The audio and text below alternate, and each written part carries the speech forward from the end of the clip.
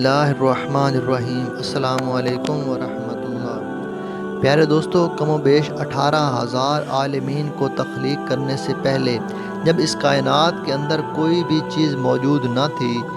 تو اس وقت صرف ایک ذات موجود تھی اور وہ اللہ تبارک و تعالیٰ کی ذات تھی۔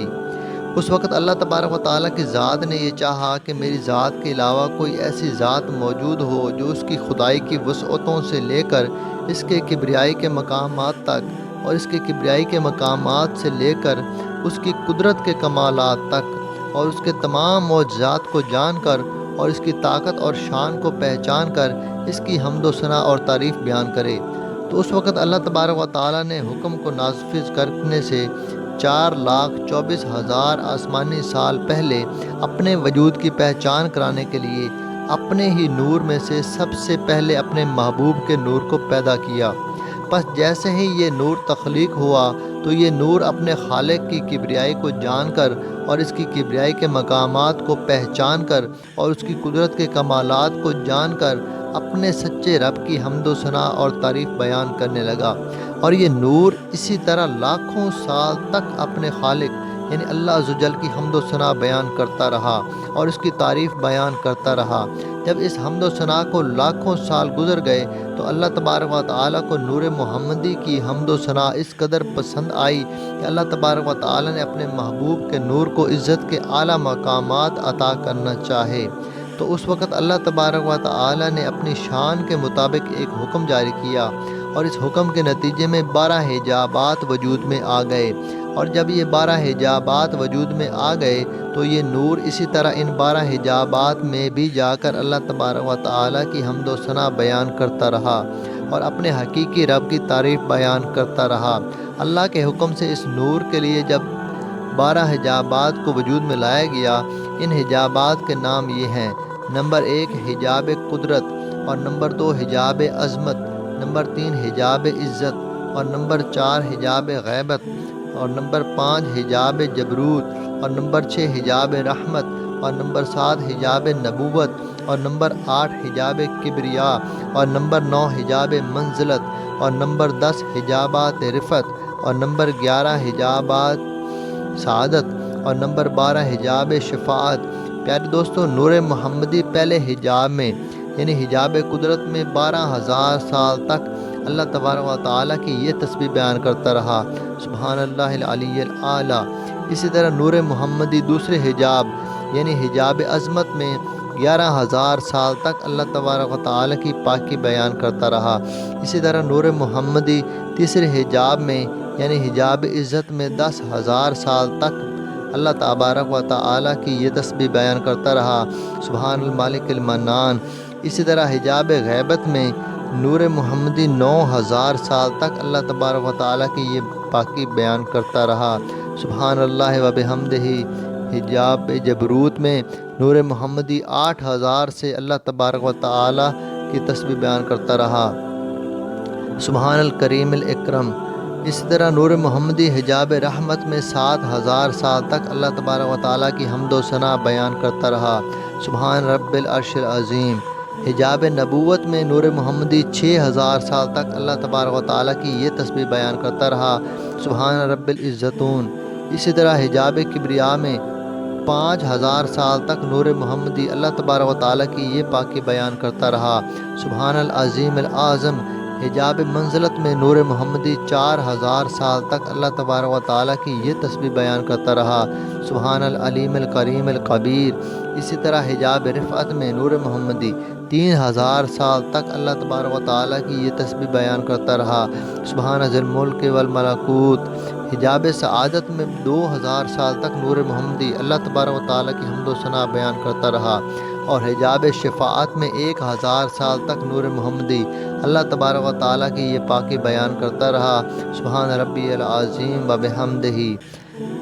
میرے دوستو، اس طرح یہ نور ان 12 حجابات کے اندر اپنے رب کی تسبیحات بیان کر کے اپنے رب کی شان بلند کرتا رہا، اور اسی طرح یہ نور مسلسل ان 12 حجابات کے اندر ہزاروں سال تک اپنے رب کی تعریف بیان کرتا رہا اور اس کی پاکی بیان کرتا رہا۔ پس جب اس نور کو پیدا کرنے والے پروردگار نے ان 12 حجابات کے اندر بھی اپنے محبوب کے نور سے اپنی پاکیزگی کو سنا تو اس وقت اللہ تبارک و تعالیٰ اپنے محبوب کے نور سے اس قدر خوش ہوا کہ اللہ تبارک و تعالیٰ نے ایک اور حکم جاری فرمایا، اور اس حکم کے نتیجے میں کرسی کو وجود میں لایا گیا۔ اسی طرح اللہ تبارک و تعالیٰ نے اپنے حکم سے کرسی کے بعد لوح اور لوح کے بعد قلم کو پیدا فرمایا، اور اس کے بعد اللہ تبارک و تعالیٰ کی طرف سے قلم کو یہ حکم جاری کیا گیا کہ اے قلم اپنے پروردگار کے نام سے لکھنا شروع کر۔ تو اس وقت قلم نے اللہ تبارک و تعالیٰ کی بارگاہ میں عرض کی کہ یا رب العالمین کیا لکھوں؟ تو اس وقت اللہ تبارک و تعالیٰ نے قلم سے ارشاد فرمایا کہ اے قلم اپنے لکھنے کی ابتدا میرے اس کلام سے کر اور لکھ لا الہ الا اللہ محمد الرسول اللہ۔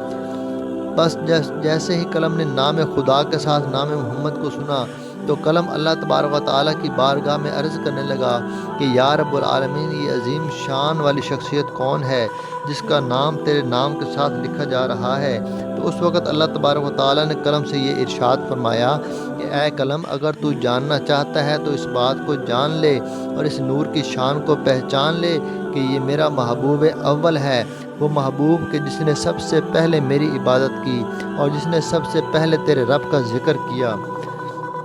اور اے قلم سن لے کہ جب تیرے رب کی تعریف بیان کرنے کے لیے کوئی بھی موجود نہ تھا تو اس نور محمدی نے سب سے پہلے تیرے رب کی تعریف کی۔ اے قلم تیرا پروردگار اپنے محبوب کے نور سے اپنی تعریف کو سن کر اس قدر خوش ہے کہ پس اب تیرے پروردگار کا یہ ارادہ ہے کہ عنقریب تیرا پروردگار بہت سے عالمین کو پیدا کرے گا اور ان تمام عالمین پر وہ اپنے محبوب کو ایک ایسا مقام عطا کرے گا کہ جو مقام تیرے پروردگار نے اپنے حبیب سے پہلے نہ کسی کو عطا کیا ہوگا اور نہ ہی ان کی ذات کے بعد کسی کو عطا کیا جائے گا۔ پیارے دوستو، اس طرح اللہ تبارک و تعالیٰ نے سب سے پہلے اپنے محبوب کا تعارف قلم سے کروایا اور پھر اس کا تعارف کے بعد نام محمد کو سب سے پہلے لوح محفوظ پر اللہ تبارک و تعالیٰ کے نام کے ساتھ تحریر کیا گیا، اور یہ نام محمد 4000 آسمانی سال تک لوح محفوظ پر نور کی طرح چمکتا رہا۔ پیارے دوستو، اسی طرح لوح قلم کو پیدا کرنے کے بعد اللہ تبارک و تعالیٰ نے اپنے محبوب کے نور میں سے چند عالمین کو پیدا کرنے کا ارادہ فرمایا۔ تو اس وقت اللہ تبارک و تعالیٰ نے ایک حکم جاری کیا، تو اس وقت اللہ تبارک و تعالیٰ کے حکم سے نور محمدی 5 حصوں میں تقسیم ہو گیا۔ چنانچہ اللہ تبارک و تعالیٰ نے اپنے حبیب کے نور کے پہلے حصے سے عرش کو پیدا کیا، اور دوسرے حصے سے آسمانوں کو پیدا کیا گیا، اور تیسرے حصے سے چاند اور زمینوں کو پیدا کیا گیا، اور چوتھے حصے سے سورج جیسے بڑے بڑے ستاروں اور سیاروں کو پیدا کیا گیا۔ لیکن ان چاروں حصوں سے یہ سب کچھ بنانے کے باوجود بھی یہ سب کچھ تاریک اور اندھیرے میں ڈوبا ہوا تھا۔ اللہ تعالیٰ نے اندھیرے میں ڈوبے ہوئے ان عالموں کو روشن کرنا چاہا۔ اس وقت اللہ تبارک و تعالیٰ نے اپنے حبیب کے نور کے 5ویں حصے سے پہلی مرتبہ روشنی کو پیدا کیا۔ اس سے پہلے اس کائنات کے اندر روشنی کا نام و نشان نہ تھا۔ پیارے دوستو، اس طرح اللہ تبارک و تعالیٰ نے اپنے محبوب کے نور میں سے ان 5 حصوں سے اس کائنات کو تخلیق فرمایا اور اس کائنات کو روشن اور خوبصورت بنایا۔ پیارے دوستو، اللہ تبارک و تعالیٰ نے اپنے محبوب کو یہ شان اور شرف عطا فرمایا ہے کہ اللہ تبارک و تعالیٰ کے پیارے حبیب حضرت محمد مصطفیٰ صلی اللہ علیہ وآلہ وسلم اللہ تبارک و تعالیٰ کی مخلوق اول ہیں۔ جیسا کہ اللہ تبارک و تعالیٰ نے اس بات کا ذکر قرآن پاک میں کچھ یوں بیان فرمایا ہے، جیسا کہ اللہ تبارک و تعالیٰ سورہ مریم کی آیت نمبر